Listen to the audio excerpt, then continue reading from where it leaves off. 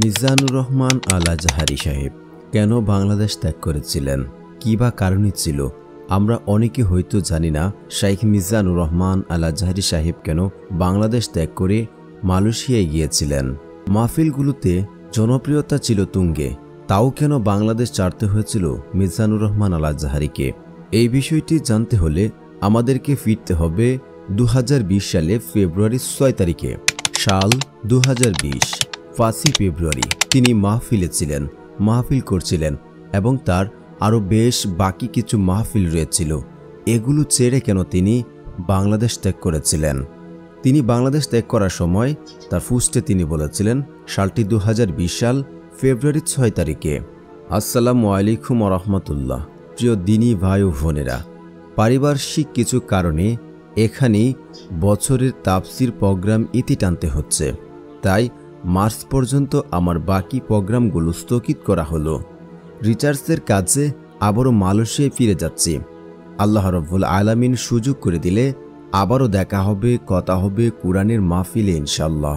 এই বছর বেশিরভাগ প্রোগ্রামগুলোতে পারিবারিক ও সামাজিক ক্রাইসিস নিয়ে কথা বলেছি, পাশাপাশি কয়েকটি সূরা তাফসিরও করেছি। আশা করি আলোচনাগুলি থেকে আপনারা উপকৃত হবেন। পরিবারের সবাই মিলে আলোচনাগুলো শুনুন এবং কথাগুলো বাস্তব জীবনে মেনে চলার চেষ্টা করুন, তাহলে জীবন ধীরে ধীরে আপনাদের পরিবার ও সমাজ সুখময় এবং শান্তিময় হয়ে উঠবে ইনশাআল্লাহ। আমি একজন নগণ্য মানুষ, মহাগ্রন্থ আল কুরআনের ছাত্র। কুরআনের ছাত্র হয়ে বেঁচে থাকতে চাই এবং নিরালস কাজ করে যেতে চাই। তাই আমি সুপ্রিয় শ্রোতাদেরকে বলবো, প্লিজ আমাকে নিয়ে অতিরিক্ত মাথামাতি করবেন না, আমাকে জড়িয়ে কোনো ব্যাপারে কাউকে গালাগালি করবেন না, অন্য কোনো মতদর্শের আলেমদেরকে হ্যায় বা ছোটো করে কিছু বলতে যাবেন না, যদিও তাদের কেউ কখনো আমাকে ছোটো করার কথা বলে।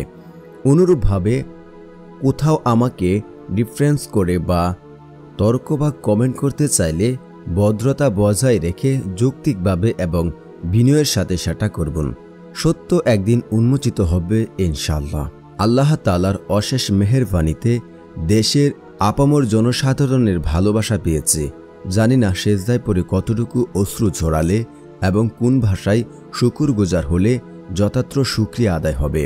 মালিকের দরবারে আলিশানের লাখো কোটি শুকুর ও সুজুদ, ওয়ালহামদুলিল্লাহ আলিন নিয়াম। তিনি আরও লিখেছেন, প্রোগ্রামগুলোতে বাস্তবায়নে যারা সার্বিক সহযোগিতা করেছেন তাদের সবার জন্য রইল আন্তরিক ভালোবাসা ও দোয়া। বিশেষ করে পুলিশ প্রশাসন ও স্থানীয় জনপ্রতিনিধিদের একান্তরিক প্রচেষ্টার প্রোগ্রামগুলো সুন্দরভাবে বাস্তবায়িত হয়েছে। তাদেরকে আল্লাহ তাআলা উত্তম প্রতিদান দান করুক। আমার এই ছোট্ট জীবনের অভিজ্ঞতা যা দেখলাম সেটা হলো, আমরা আমাদের জীবনের একটা উল্লেখযোগ্য সময় কাটিয়ে দেই অন্যকে হিংসা করতে করতে, নিজের কাজ না করে অন্যের বিরুদ্ধে অপপ্রচার চালাতে। আমরা মহাব্যস্ত আসলে, অপপ্রচার করে তেমন কোনো লাভ নেই।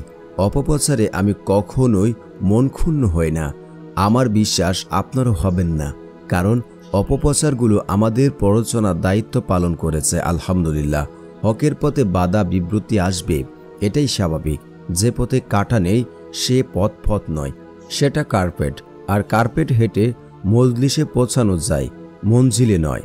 মন্তব্য কখনো গন্তব্য ঠেকাতে পারে না। এ ছিল তার 2020 সালে 6 ফেব্রুয়ারি বিদেশে যাওয়ার আগে তার ফেসবুক পোস্টে লিখেছিলেন, ভেরিফাই পেজে। আশা করছি তিনি ইঙ্গিতে হলো কিছু বোঝানোর চেষ্টা করেছেন যে তিনি বাংলাদেশ কেন ত্যাগ করতে চেয়েছেন বা ত্যাগ করেছিলেন। ধন্যবাদ এতক্ষণ ধরে ভিডিওটি দেখার জন্য। আর সবাই আমরা অপেক্ষায় রয়েছি, শাইখ শীঘ্রই বাংলাদেশে আসছেন।